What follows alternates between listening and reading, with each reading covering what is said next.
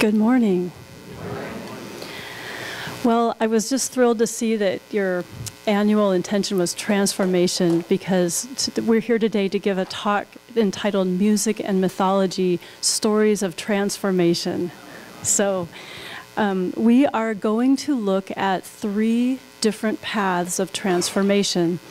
And each one is very different, but there are similarities. So we'll take you through, and this will seem really fast, but that's how it is. We'll take you through a Native American tradition with a story called Coyote Goes on a Vision Quest to Mount Shasta. So it's a local story. Then we'll go into a Celtic mythology, and then finally we'll do a Tibetan Buddhist practice, so we'll actually get to experience the final story of transformation. So with that, I think we'll get started with Coyote. This is a story collected from a Modoc Woman in 1871 by Frank Esche. And the story is Coyote goes to Mount Shasta on a vision quest. So, before the world was the way it is today, Coyote was walking down by the river, and he saw a group of young girls bathing in the river. And being Coyote, he walked right down to the bank of the river, and he made a pass at the young girls, who looked at each other and turned toward Coyote and said, "Oh, Coyote, you're way too old for us. You'll have to find someone your own age." Well, Coyote, being Coyote, was very disappointed at this result. So Coyote thought to himself, I should go to Mount Shasta on a vision quest so that I could become young again. So Coyote went to his friend Jow Jow, Flying Squirrel, and said, "Jow Jow, I've resolved that I should go to Mount Shasta on a vision quest. Will you help me?" Jow Jow said, "Coyote, why ever would you want to do that? Creatures do that when they're young, to find their purpose in life, to organize their life around. You're old, you've lived your life out. You don't really need to do this." But Coyote, in a fit of inspiration, said, "No creature is ever too old to find their true purpose in life. I resolved that I'm going to Mount Shasta, and I need your help. Will you help me?" Jow Jow said, "Coyote, those are wonderful words. I don't believe you at all, but I'll help you anyway, because I've been your friend for a long time."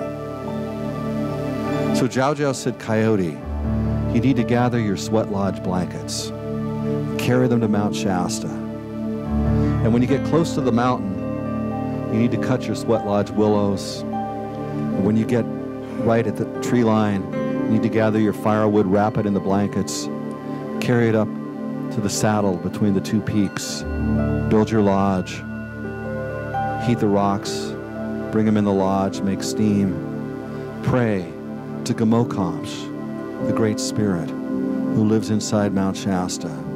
Pray to be adopted as his son.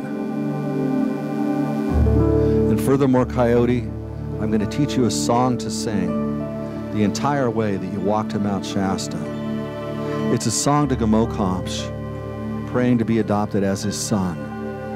But Coyote, it's very important that nobody sees you, nobody hears you, and especially nobody finds out what you're doing." So Coyote takes off, walking to Mount Shasta with his blankets.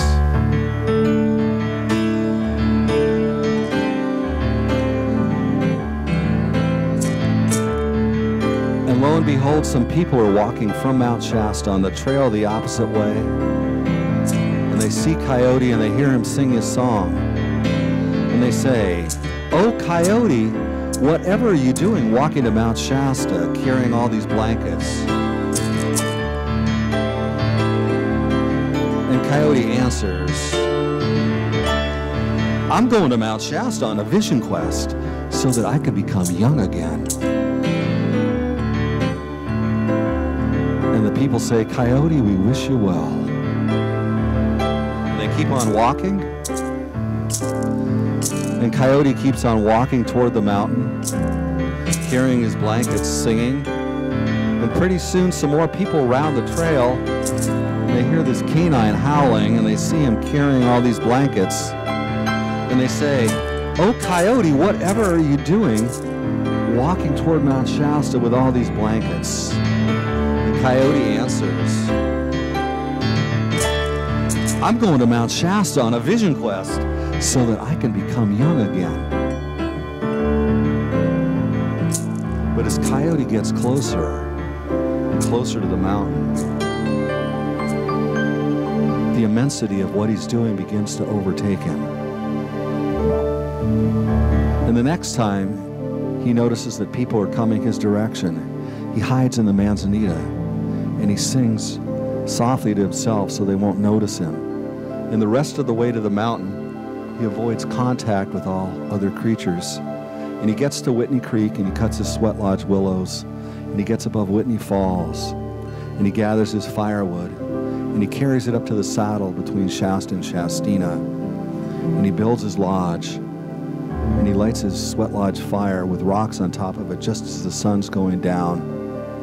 And the rocks get glowing hot. He carries them in his lodge with some sticks, and he gathers water from Lake Sisson, puts it on the rocks, makes steam, and prays deep into the night to Gamokamsh to be adopted as his son. And then he falls asleep.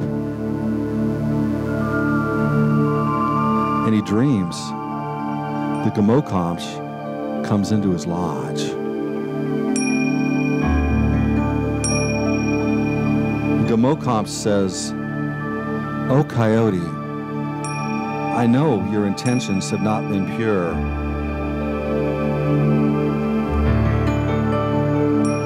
But you've done the ceremony. I'll adopt you as my son, like you requested. And I'll also honor your hidden request. I'll make you young again. And I'll promise you that as long as two-leggeds and four-leggeds are walking in this world, there will always be Coyote."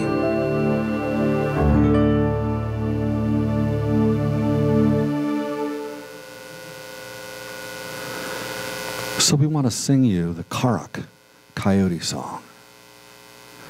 And as we sing it, we're going to walk around the room. We'll sing it 4 times to make a sacred hoop around the room to let everybody know this is a special place and sanctify the sanctuary here.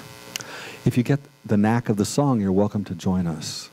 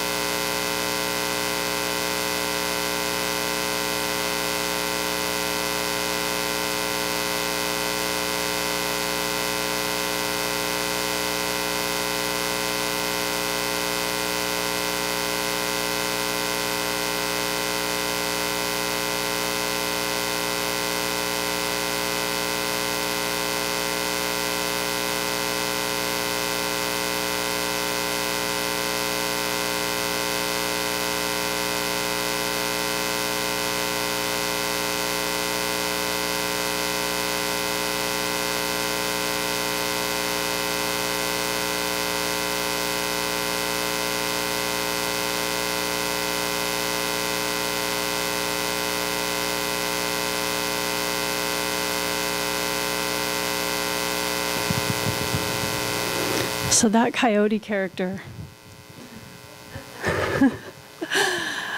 I'm sure that probably each and every one of us has at some time done something like that where we just didn't quite make the grade as far as following that ritual or that set of instructions or something that someone wanted us to do or that would really make us a better person if we would just like do it right? But the beauty of Coyote is that I think he shows that for all of us, we can find that connection and we don't have to be perfect. We already are in some strange way, because Coyote, he is a bit of a bumbler, and we've fondly nicknamed him, or his method of transformation, kind of the accidental tourist method of transformation. He goes on this journey and he has certain hopes, and he wants something from it that's like just kind of selfish, basically, but the journey itself changes him. And not only that, it allows him, even in those final moments when he's supposed to be keeping the all-night vigil and he falls asleep, the Great Spirit comes to him through his dreams, because somehow he's still got that little seed of truth and connection inside, that something that's able to reach the Great Spirit, and the Great Spirit is able to reach him. So he's already got that seed of perfection. It doesn't really matter that he's stumbled a little along the way and had selfish desires along with his unselfish ones. I mean, Coyote isn't a guy who's making excuses for himself in any way. He just is who he is. And he's doing his best, and that's kind of the point. So he manages his transformation by being himself through and through and getting that connection anyway, because it's always in there, just like it's in each of us. So we're going to move from the Coyote story to look at things from a different angle now. We're going to go to a Celtic myth about a Scottish mermaid. And she's a Scottish mermaid because she has some music that goes with her story, that tells her story, and it's in Gaelic. So we're going to do a little bit of translation work first so that we can kind of deconstruct this one and figure it out before we immerse ourselves in her Gaelic song. So the Scottish mermaid, her song is appropriately titled Song of the Mermaid, but it has this nice kind of folk setup, which is classic. So it's chorus, verse, chorus, verse, chorus, verse, chorus. So it's got 3 verses that tell her story, punctuated by this chorus that reminds us of where she is and who she is. So the 3 verses we can kind of equate to 3 phases of transformation. And these phases are really kind of a very simplified version of the hero's journey when you look at it. And I'm sure that the creator of this song and the author of the song, the composer, is kind of lost in the mists of time. It's just become a traditional song, so nobody knows exactly where it came from. But that person somehow picked up on this innate wisdom of this journey, this progression that this beautiful character might go through. Excuse me, and just encapsulates it right in this little song for us. So in verse 1, the first phase of her journey, she experiences disruption. And that's pretty typical. A lot of times we start our journeys with some loss or grief or big change. Sometimes it's even positive change, like I just got a new house and I haven't completely furnished it yet, and I'm not exactly sure what to do with it or how my life is going to be different now. You know, it's a new journey, and things will fill in over time, but it's not always clear at the beginning where that will go. So in this case, the mermaid, she's gotten kind of the worst of scenarios. She has loved people on land, and she's had her heart completely broken. She's been disassociated, kicked out, something we don't really know. But she's out as a result of a broken love affair, family, community. I mean, it would be terrible, like in this community. So that feeling that was in the statements for a new minister, I mean, it's such a feeling of bonding and wonderful support. The mermaid has lost all that. She's out on her own, and she's brokenhearted, and she says, I have loved so deeply, even though I am only a mermaid. So that's how we know how far out she is. She doesn't have the confidence and buoyancy of Coyote. She's to that point where she says, even though I'm only a mermaid, and I've loved and I've lost. So that's where she's at, disruption, phase number 1. Then we go to phase 2, which is verse 2 of the song. And that is the place where she's in this kind of chaotic mixture of circumstances. She doesn't know where they'll lead, and she hasn't found her place. She is a homeless person of the sea, and she describes being battered by storms and swimming all the time, never knowing where she'll rest her head on any given night, because she's just swimming from island to island. And she doesn't have a place or a people exactly to go to. She just randomly lands in different places to sleep.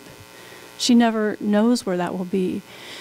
And that's that period in the journey where maybe we've lost our job and we've sent out hundreds of applications or resumes or cover letters or whatever, and we haven't heard back yet, and we just don't know what the future holds. We really are in a place of like kind of wide open hopefulness, expectation, but oh my gosh, maybe this won't work out. What if nobody calls me back? I mean, the mermaid is there. She's in that place of uncertainty. So that's her phase 2. And I'm sure we've all been there from time to time as well. So in phase 3, verse 3 of the song, this is the phase of new beginnings. So there is an end to the story, but the end is the beginning. So the mermaid, she, in her swimming, somehow does something really so simple but so amazing. She just looks down and she says, under the sea, there are caves of gold and silver, richer than in the palace of any king. Now, a mermaid doesn't really need a lot of material wealth to get through her day. She's probably a fisherwoman. I mean, it's not like, jewelry might be nice, but caves of gold and silver, they're really a metaphor for her new beginning, her phase of discovery. The fact that she shifted her vision and noticed something different that was right there the whole time. Because caves don't exactly run around and move around. Those caves were there. She just needed to see them. So the mermaid, she goes from disruption through uncertainty into this new beginning. And she does all this through surrender. We could view her as being forced by her circumstances, brokenhearted, disrupted, forced to transform, to find that same sweet spot that Coyote did when he fell asleep and met the Great Spirit. But the mermaid, in her vision, she's not experiencing the happy-go-lucky journey of Coyote. She's experiencing great, great difficulty. And in a nutshell, if you just look at another layer of this song, in verse 1, she's been separated from people on land. And in verse 2, she's swimming around in the sea, but it's always on the surface. The storms are hitting her on the surface as she goes from island to island. So in verse 3, when she looks down and takes that deep dive to those caves, she's finally plunged into her element. She's basically gone from a person that was paying attention to half of herself to a person that's paying attention to all of herself. So she's got that human half and the sea creature half, and she's now in the element. She's united her whole self through surrender. She was forced by circumstance, but she surrendered in some mysterious way. At that crucial moment, she looked down, she surrendered. And that's how she makes her transformation and connects with those caves of gold, the inner resources, that inner connection with greatness and with the greater spirit that she didn't know she had. So we're going to do the mermaid song. And if we can just maybe immerse ourselves in the song and just take that journey with her. And I will give little flashcards in English. I'll make little announcements when we're each verse so you know where we are in the progress of her journey.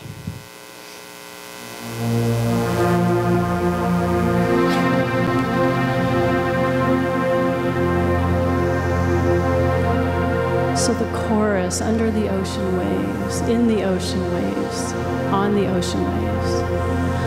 Huva is Norden Huva, Huva is Norden hi, Huva is Norden Huva, Samle for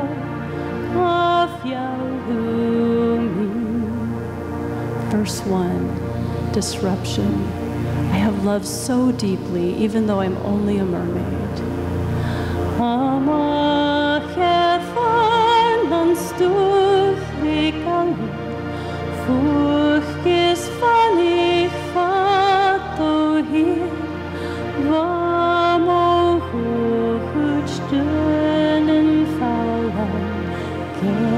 Is my John Barami,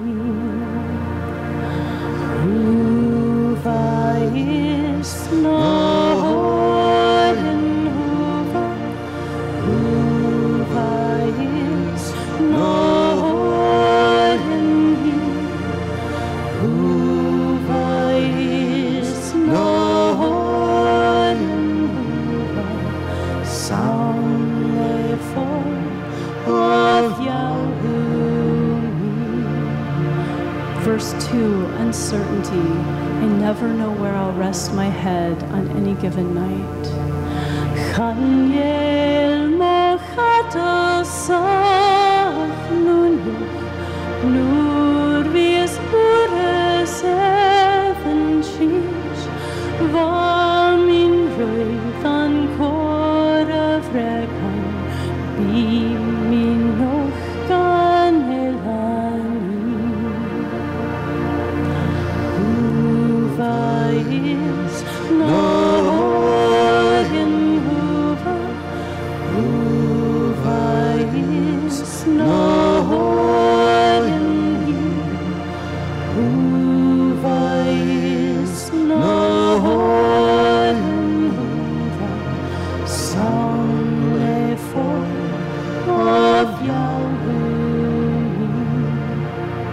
Verse 3, the new beginning. Look under the sea, caves of gold. Schales Weichen grunt na Farke, Uavan Arget Sorgunji, Lan Yerachana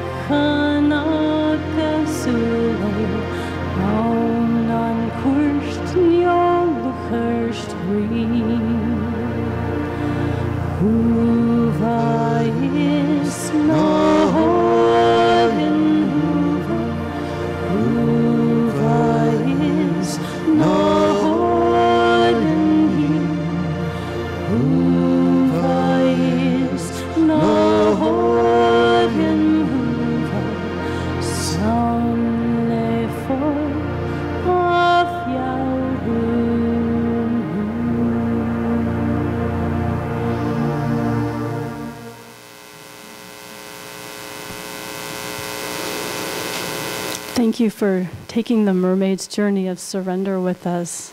So we've now looked at Coyote, the accidental tourist of transformation. We've looked at the mermaid who surrenders to achieve transformation. And now we're going to get to that third story, the practice of transformation consciously. Because both Coyote and the mermaid were plunged into their transformations and developed consciousness as they went along. But this is to begin with conscious intent.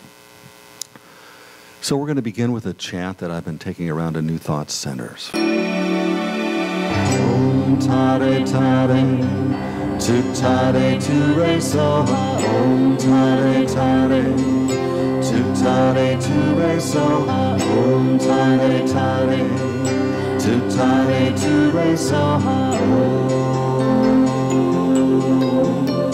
Om tare tare, tu tare tu re so.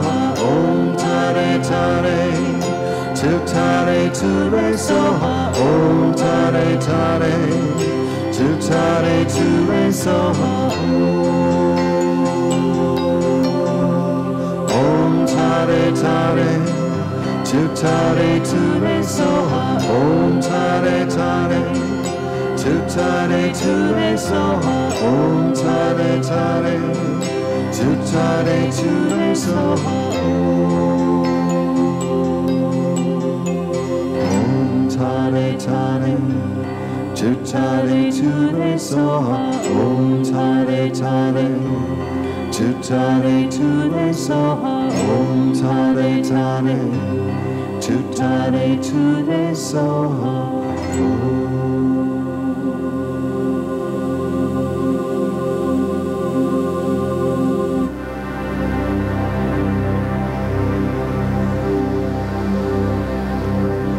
So if you'll sit with your spine straight, feet on the floor, breathing deeply into that indwelling presence in the core essence of our being, accessing that place as deep as you can go, beyond the cares of the day, beyond the separations that we create, to that place of scintillating light. If you'll visualize the universe dissolving into a point of light, I take refuge in all spiritual teachers throughout the universe. I take refuge in all valid spiritual teachings. I take refuge in that community of light workers in every city, in every town, in every village throughout the world. May all beings be happy, free from suffering, never separated from unlimited bliss, free from anger, from attachment and delusion. I vow to be committed to the alleviation of all suffering, enlightenment of all sentient creatures, for as long as breath breathes through this body.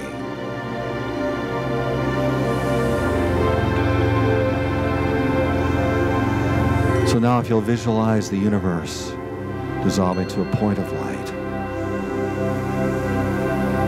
from this state of emptiness, visualize a red lotus with blossoms open. On top of this red lotus, a moon seat appears.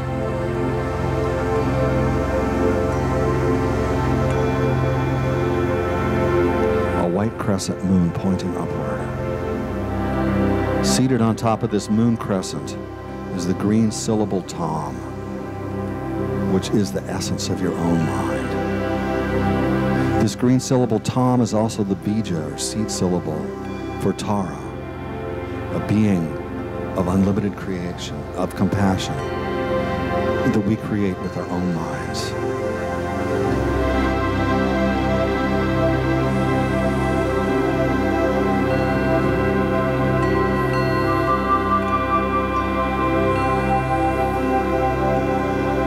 From this green syllable Tom, rays of light are manifest which make offerings to all spiritual beings throughout the universe for the benefit of all sentient creatures. This light then reabsorbs into yourself as you become Tara.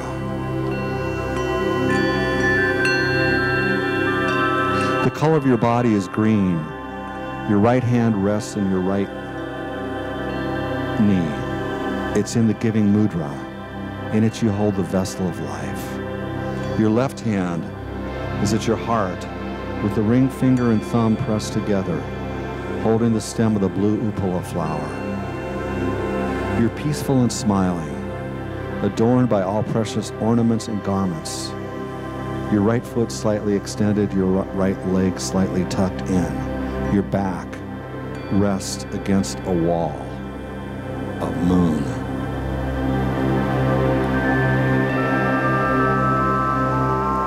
On your forehead is the syllable Om. At your throat, Ah. At your heart, Hum. From this Hum, light rays are extended, invoking all enlightened ones of the 10 directions in the form of green taras with the recitation Om Benza Samaya Zahum Bamho. All these deities then reabsorb into yourself. And again, from that seed syllable at your heart, light rays are extended, invoking the 5 initiating cosmic Buddhas as you recite Om Benza Samaya and make the request, please, enlightened ones, bestow on me all empowerments. And the enlightened ones respond, Om Sarva Tathagata Abhisheka Samaya Shiri Hum. Having thus said, they pour water from a vessel onto the top of your head. The water goes through your body, purifying all bodily defilements. It fills you up to the top of your head. And in your heart, on that moon seat, is that green syllable Tom, surrounded by this complete mantra. Om Tare Tare, Tut Tare, Ture Soha. Om Tare Tare, Tut Tare, Ture Soha. From these syllables, rays of light are extended, making offerings to all enlightened ones and all those striving for enlightenment. These offerings become useful for the benefit of all sentient beings.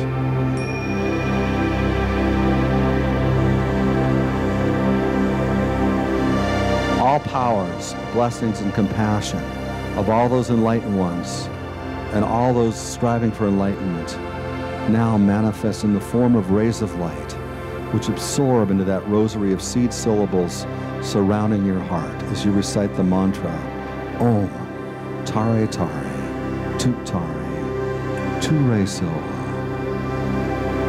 I confess all my negative actions, accumulated since beginningless time. I rejoice in the virtues of all holy and ordinary beings. I shall remain committed to this great enlightenment until all suffering ends in the universe. I will turn the wheel of all spiritual teachings for all sentient beings. I dedicate all virtues of myself and others to the project of this great enlightenment.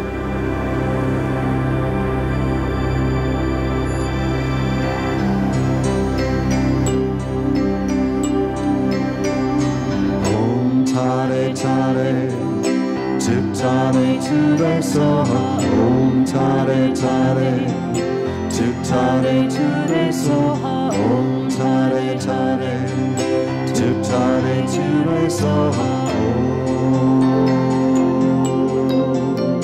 Om Tare Tare, Tut Tare Ture Soha. Om Tare Tare, Tut Tare Ture Soha. Om Tare Tare, Tut Tare Ture Soha. Om Tare Tare, Tut Tare Ture Soha. Om Tare Tare, Tut Tare Ture Soha. Om Tare Tare, Tut Tare Ture Soha. Om.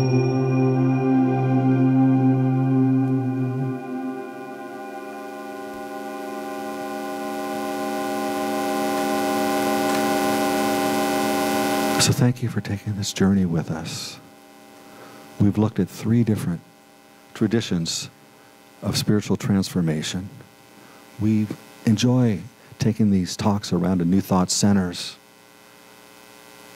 examining the Native American story of Coyote with his accidental stumbling into enlightenment, the Celtic mermaid who's forced into transformation, as many of us have been in the past, and then the Tibetan Buddhist path of conscious transformation. There are innumerable paths to transformation that we're presented with in our lives. This center here is a house of transformation. The person sitting next to us is on a path of transformation, but it may be radically different from our own. It may look very different from us. It may be confusing and perplexing to us, maybe even to them. But we know and we trust, we have faith that just like Coyote in the beginning, who thought he was on a path of transformation so that he could become young again and could impress the young girls, we know that eventually these paths will lead to that oneness at the center, where we'll share in that great community, that great space of transformation for the good of the world, for the good of the perpetuation of spirituality and goodness from our generation to the next, and beyond. So thank you so much for journeying with us. We're going to transition to a couple of things. First, we're going to give our